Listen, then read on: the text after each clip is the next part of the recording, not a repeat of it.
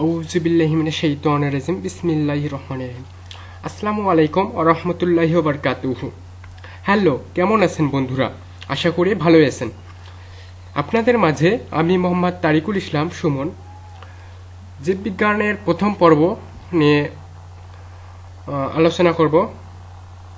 জীববিজ্ঞানের প্রথম পর্ব নিয়ে আপনাদের মাঝে হাজির হলাম।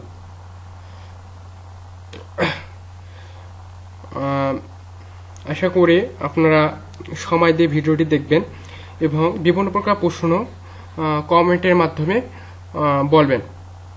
আর নতুন নতুন ভিডিও পাওয়ার জন্য অবশ্যই সাবস্ক্রাইব করে রাখবেন। আর আপনাদের ভিডিওগুলো ভালো লাগলে আপনার বন্ধুদের মাঝে প্রচার করে দেবেন, তা আবার শেয়ারের মাধ্যমে। আর লাইক ও কমেন্ট অবশ্যই করবেন, অবশ্যই। আর কোথাও বুঝতে অসুবিধা হলে কমেন্টের মাধ্যমে বলবেন, ভাইয়া আমি এই জায়গায় বুঝতে পারিনি, তাহলে আমি তা সংশোধনের চেষ্টা করতে পারি। আর আমার কোন জায়গায় ভুল হলে আপনারা আমার ভুলটি ধরিয়ে দেবেন, তাহলে আমি খুবই খুশি হব। কারণ আমি তো বেশি কিছু আর জানি না, আমিও তোমাদের মতো একজন ছাত্র মাত্র। আর আমার ভিডিওগুলো পাওয়ার জন্য অবশ্যই একটা সাইট আছে, এই সাইটের নাম হচ্ছে onlineschool&college.blogspot.com। আমার আরেকটা সাইট আছে, যে সাইটে অনলাইন বিভিন্ন প্রকার ইনকাম সম্বন্ধে আলোচনা করা হয়। ইনকামের সাইটটা হচ্ছে বড়খাতা online.income.blogspot.com। এই সাইটে আমি অনলাইন থেকে ইনকাম করার অনেকগুলো উপায় সম্বন্ধে বলবো আর কি, পোস্ট করছি আর কি। সেখান থেকে আপনারা দেখে নিতে পারেন অথবা পড়ে নিতে পারেন কীভাবে ইনকাম করা যায়। আর আপনাদের আবারও বলছি, ভিডিওটা অবশ্যই শেয়ার সাবস্ক্রাইব করে রাখবেন। আর সম্পূর্ণ ভিডিও না দেখা পর্যন্ত আপনারা উঠবেন না, কারণ এখানে অনেক কিছু টপিক নিয়ে আলোচনা করা হবে। তো আসুন শুরু করি।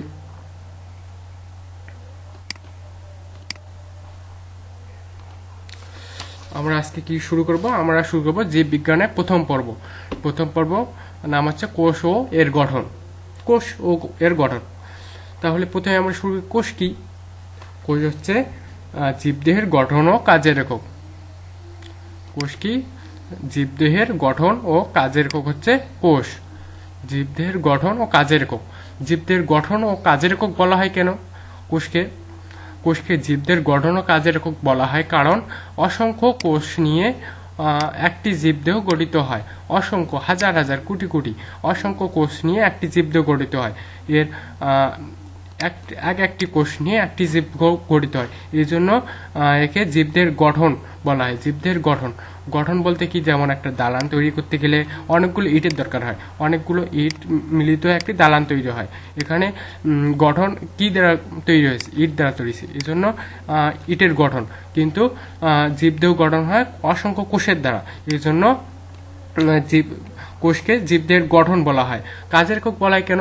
কারণ একটা কোষ যদি একটা জীবদেহে যদি একটা কোষ অচল হয়ে যায়, অর্থাৎ একটা কোষ অচল হয়ে যায়, সেখানে পর্যাপ্ত পরিমাণ মাইটোকন্ড্রিয়া অর্থাৎ যে কোনো প্রকার উপাদান কাজ করতে পারে না, তখন কোষটা আস্তে আস্তে অচল হয়ে যায়। অচল হতে হতে এমন এক পর্যায়ে আসে যখন পুরো দেহটা নষ্ট হয়ে যায়। এই জন্য একে কাজের এককও বলা হয়, কারণ একটা জীবকে বাঁচিয়ে রাখার জন্য কোষ অসামান্য ভূমিকা পালন করে। এই জন্য একে বলা হয় কাজের একক।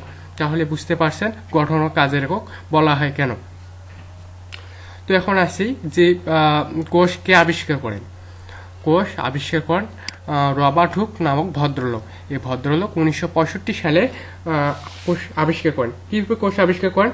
1665 খ্রিস্টাব্দে নিজের তৈরি 30 গুণ বিবর্ধন ক্ষমতা সম্পন্ন ইলেকট্রনিক অণুবীক্ষণ যন্ত্র ছিপি বা কর্কের অংশ নিয়ে এক মৌচাকের মতো অনেকগুলো ক্ষুদ্র কুঠুরির মতো ফাঁকা অংশগুলো দেখতে পান। তিনি এর নাম দেন কোষ, ক্ষুদ্র প্রকোষ্ঠ নামে অভিহিত করেন। এরপরও কোষ নিয়ে অনেক বিজ্ঞানী গবেষণা করেছেন। তাদের মধ্যে উলফ, দা মিরবেল, ওকেন, লামার্ক কোষ ইত্যাদি নিয়ে আলোচনা করেছেন। তো আমরা রবার্ট হুককে কোষের জনক বলে অভিহিত করব, কারণ তিনি কোষ সর্বপ্রথম 1665 খ্রিস্টাব্দে আবিষ্কার করেছেন। তো কোষের কিছু সাধারণত বৈশিষ্ট্য আছে। কোষ আসলে কি কি কাজে লাগে, কোষের কিছু নিয়ম যেমন এই সম্বন্ধে আমরা জানবো। কোষ কি? কোষ কোষঝিল্লিতে আবৃত থাকে। একটা কোষ কোষঝিল্লিতে আবৃত থাকে। যেমন এই যে একটা কোষ দেখতে পাচ্ছেন আপনারা, এই কোষটা কোষঝিল্লিতে আবৃত থাকে, এটা ঝিল্লি, এই ঝিল্লিতে আবৃত থাকে। আর এটা যেহেতু উদ্ভিদ কোষের সর্ববাহিরে থাকে একটা প্রাচীর, এর নাম হচ্ছে কোষ প্রাচীর, কিন্তু প্রাণীদেহে কোষ প্রাচীর থাকে না। এই দুটা মিলে এখানে কোষঝিল্লি সাইটোপ্লাজমে ধারণ করে। এর ভিতরে কিছু কিছু সাইটোপ্লাজম অর্থাৎ অসংখ্য জেলির মতো কিছু পদার্থ থাকে, এগুলোকে বলা হয় সাইটোপ্লাজম। আর এর ভিতরে সাইটোপ্লাজম থাকে। সাইটোপ্লাজম মুখ্য উপাদান হিসেবে কাজ করে পানি সাইটোপ্লাজম মুখ্য ভূমিকা হিসেবে পালন করে, কারণ সাইটোপ্লাজমের অধিকাংশে প্রায় 90% জুড়ে পানি থাকে। এর জন্য মুখ্য ভূমিকা পানি পালন করে। জীবনের জন্য প্রয়োজনীয় সকল গাঠনিক ও আণবিক উপাদান কোষে থাকে। কোষ পরিবেশের প্রয়োজনীয় কাঁচামাল শোষণ করে এবং শক্তি গ্রহণে জৈব অণু সংশ্লেষণ করে, বিপাক প্রদর্শন করে, নির্দিষ্ট সময় পর মৃত্যুবরণ করেন। কোষ কিন্তু আজীবন বেঁচে থাকে না, কোষ নির্দিষ্ট সময় পর পর মৃত্যুবরণ করে। যে কোষ নষ্ট হয়ে গেলে সে কোষ নষ্ট হওয়ার পর সেখানে নতুন কোষের সৃষ্টি হয়, এভাবে কোষের মৃত্যুবরণ হয়। কোষ তাহলে এখন আসে কোষ কত প্রকার। কোষের প্রকারভেদ বিভিন্ন, প্রায় 3টা নিউক্লিয়াসের গঠন, শরীরবৃত্তীয় কাজ, নিউক্লিয়াসের উপস্থিতি, এগুলোর উপর ভিত্তি করে কোষকে ভাগ করা হয়েছে। নিউক্লিয়াসের উপর গঠনের উপর ভিত্তি করে কোষকে 2 ভাগে ভাগ করা হয়েছে, আদি কোষ ও প্রকৃত কোষ। শরীরবৃত্তীয় কাজের উপর ভিত্তি করে কোষকে 2 ভাগে ভাগ করা হয়েছে, দেহকোষ ও জনন কোষ। নিউক্লিয়াসের উপস্থিতির উপর ভিত্তি করে কোষকে আবার 2 ভাগে ভাগ করা হয়েছে, হ্যাপ্লয়েড কোষ ও ডিপ্লয়েড কোষ। তাহলে আসি নিউক্লিয়াসের গঠনের উপর, কোষকে আদি কোষ ও প্রকৃত কোষ নিয়ে আলোচনা করি। আদি কোষ কি? আদি কোষ হচ্ছে সেই কোষ যে কোষে সুগঠিত নিউক্লিয়াস থাকে না, এসব কোষের নিউক্লিয়াস সুগঠিত না, অর্থাৎ এদের নিউক্লিয়াস ঝিল্লি, নিউক্লিওলাস, ক্রোমোজোম ইত্যাদি থাকে না। নিউক্লিওলাস, ক্রোমোজোম ইত্যাদি থাকে না। নিউক্লিয় পদার্থ, তাছাড়া এদের সাইটোপ্লাজমে মাইটোকন্ড্রিয়া, এন্ডোপ্লাজমিক রেটিকুলাম, গলজি বস্তু ইত্যাদি কোষ অঙ্গাণু অনুপস্থিত থাকে। ব্যাকটেরিয়া, সবুজ শৈবাল ইত্যাদি কোষ এ ধরনের কোষ। ব্যাকটেরিয়া, সবুজ শৈবাল ইত্যাদি ধরনের কোষ সাধারণত আদি কোষ দ্বারা গঠিত হয়। আদি কোষ আসলে কি? আদি কোষ হচ্ছে যেসব কোষে নিউক্লিয়াস সুগঠিত থাকে না। এক কথা বলবেন, নিউক্লিয়াস সুগঠিত যে কোষে নেই সেটাই হচ্ছে আদি কোষ। প্রকৃত কোষ কি? তাহলে প্রকৃত কোষ হচ্ছে যে কোষে সুগঠিত নিউক্লিয়াস আছে, যেমন endoplasmic reticulum, nucleolus, nucleoplasm, chromosome ইত্যাদি সবকটি পাওয়া যায়, সেগুলো হচ্ছে প্রকৃত কোষ। প্রকৃত কোষ, আমরা কোষ বলতে মূলত প্রকৃত কোষকে বুঝবো, কারণ প্রকৃত কোষে নিউক্লিয়াস উপস্থিত এবং সুগঠিত নিউক্লিয়াস উপস্থিত, নিউক্লিওলাস, নিউক্লিওপ্লাজম, ক্রোমোজোম ইত্যাদি পাওয়া যায়। যেমন শৈবাল, ছত্রাক, ব্রাডোফাইটস, টেরিডোফাইটস, নগ্নবীজী ও গুপ্তবীজী উদ্ভিদের কোষ এ জাতীয়। প্রকৃত কোষে এ জাতীয় উদ্ভিদ হচ্ছে ছত্রাক, শৈবাল, ব্রাডোফাইটস, টেরিডোফাইটস, নগ্নবীজী ও গুপ্তবীজী উদ্ভিদ সাধারণত প্রকৃত কোষ জাতীয়। এখন আসি শরীরবৃত্তীয় কাজের উপর ভিত্তি করে কোষ কত প্রকার। শরীরবৃত্তীয় কাজের উপর ভিত্তি করে কোষ হচ্ছে 2 প্রকার, দেহকোষ ও জনন কোষ। দেহকোষ কি? বহুকোষী জীবের বহুকোষী জীবের যেসব কোষ শুধুমাত্র জীবদেহ গঠন করে, যেসব বহুকোষী উদ্ভিদের বহুকোষী জীবের যে সকল কোষ শুধুমাত্র দেহকোষ গঠন করে, জনন কাজে অংশগ্রহণ করে না। দেহকোষ সেসব কোষে অংশগ্রহণ করে, যে বহুকোষী উদ্ভিদের সেসব কোষে অংশগ্রহণ করে, যেসব কোষে জীবদেহ গঠন করে কিন্তু জনন কাজে অংশগ্রহণ করে না, সেই সকল কোষ হচ্ছে দেহকোষ। এসব কোষ সাধারণত ট্রাইসেল, দেহকোষ সাধারণত ট্রাইসেল দ্বারা গঠিত, অর্থাৎ হ্যাপ্লয়েড। ট্রাইসেল হচ্ছে ডিপ্লয়েড হচ্ছে ট্রাইসেল। এই ধরনের কোষ সাধারণত ডিপ্লয়েড। আর জনন কোষ হচ্ছে সে সকল কোষ যে সকল কোষে শুধুমাত্র জনন কাজে নিয়োজিত থাকে, দেহকোষ বা অন্য জাতীয় কাজে নিয়োজিত থাকে না, সেটাই হচ্ছে জনন কোষ। জনন কোষ আসলে কি? জনন কোষ হচ্ছে বহুকোষী জীবের যেসব কোষ কেবলমাত্র জনন কাজে অংশগ্রহণ করে তাদেরকে জনন কোষ বলে, কেবলমাত্র জনন কাজে অংশগ্রহণ করে, সেটাই হচ্ছে জনন কোষ। তাহলে বুঝতে পারছেন জনন কোষ কি। জনন কোষ বহুকোষী জীবের যে সকল কোষ শুধুমাত্র জনন কাজে অংশগ্রহণ করে সেটাই হচ্ছে জনন কোষ। জনন কোষ সাধারণত এন অর্থাৎ হ্যাপ্লয়েড ক্রোমোজোম বহন করে। হ্যাপ্লয়েড ক্রোমোজোম বহন করে। দেহকোষ টোয়াইস এন ক্রোমোজোম বহন করে, কিন্তু জনন কোষ এন ক্রোমোজোম বহন করে। এখন আসি নিউক্লিয়াসের উপস্থিতির উপর ভিত্তি করে কোষ কত প্রকার এবং কি কি। নিউক্লিয়াসের উপস্থিতির উপর ভিত্তি করে কোষকে দুই ভাগে ভাগ করা হয়েছে। একটা হচ্ছে হ্যাপ্লয়েড কোষ আর একটা হচ্ছে ডিপ্লয়েড কোষ। হ্যাপ্লয়েড কোষ ও ডিপ্লয়েড কোষ, এসব কোষের নিউক্লিয়াস হ্যাপ্লয়েড কোষে কি ঘটে?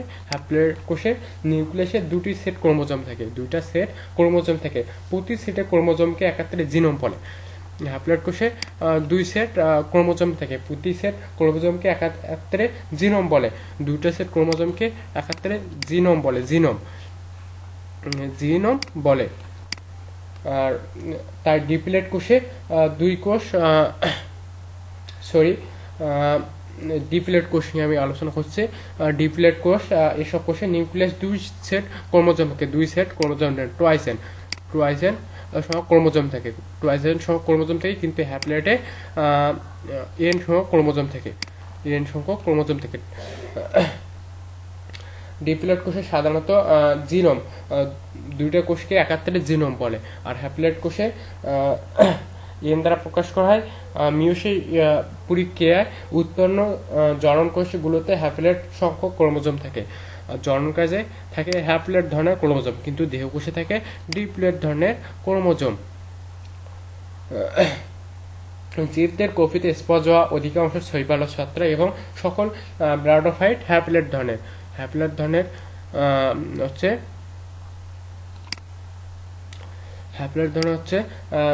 স্পঞ্জ হওয়া অধিকাংশ শৈবাল ও ছত্রাক এবং ব্রাডোফাইট হ্যাপ্লয়েড। আর অধিকাংশ প্রাণী, বহু অপুষ্পক ও অপুষ্পক উদ্ভিদ ডিপ্লয়েড ধরনের। অধিকাংশ প্রাণী, বহু সপুষ্পক সপুষ্পক অপুষ্পক উদ্ভিদ হচ্ছে ডিপ্লয়েড ধরনের। তো আসলে বুঝতে পারছেন। তাহলে কোষ কি আমি আরেকবার রিপিট করছি। কোষ হচ্ছে জীবদেহের গঠন ও কাজের একক হচ্ছে কোষ। কেউ যদি বলা হয় কোষ কি বা কোষ কাকে বলে, সরাসরি উত্তর দেবেন জীবদেহের গঠন ও কাজের এককে কোষ বলে। কোষকে আবিষ্কার করেন রবার্ট হুক 1665 খ্রিস্টাব্দে কোষ আবিষ্কার করেন। কোষ কত প্রকার? কোষ হচ্ছে তিন প্রকার। নিউক্লিয়াসের গঠন, শারীরবৃত্তীয় কাজ এবং কোষ হচ্ছে বিভিন্ন প্রকার গঠনের উপর ভিত্তি করে কোষ। নিউক্লিয়াসের গঠনের উপর ভিত্তি করে কোষ দুই প্রকার, শারীরবৃত্তীয় কাজের উপর ভিত্তি করে কোষ দুই প্রকার, নিউক্লিয়াসের উপস্থিতির উপর ভিত্তি করে কাজ দুই প্রকার। নিউক্লিয়াসের গঠনের উপর ভিত্তি করে কাজ দুই প্রকার, কি কি? আদি কোষ এবং পরিচিত কোষ। শারীরবৃত্তীয় কাজের উপর ভিত্তি করে কোষ কত প্রকার? দুই প্রকার। এগুলো হচ্ছে দেহকোষ ও জনন কোষ। নিউক্লিয়াসের উপস্থিতির উপর ভিত্তি করে কোষ কত প্রকার? দুই প্রকার, হ্যাপ্লয়েড কোষ ও ডিপ্লয়েড কোষ। তাহলে আশা করি বুঝতে পারছেন কোষ কি।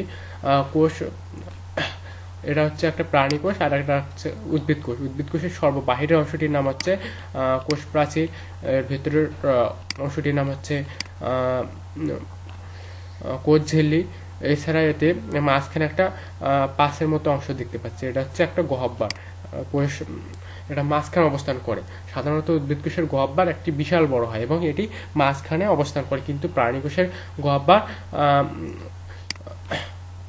কেন্দ্রে থাকে, এটা হচ্ছে নিউক্লিয়াস। প্রাণী কোষে এটা হচ্ছে একটা নিউক্লিয়াস, কিন্তু গহ্বর থাকে কেন্দ্রে, থাকতেও পারে আবার না থাকতেও পারে। আর প্রাণী কোষের নিউক্লিয়াস থেকে মাঝখানে, কিন্তু উদ্ভিদ কোষের নিউক্লিয়াস থেকে প্রান্তে থাকে নিউক্লিয়াস।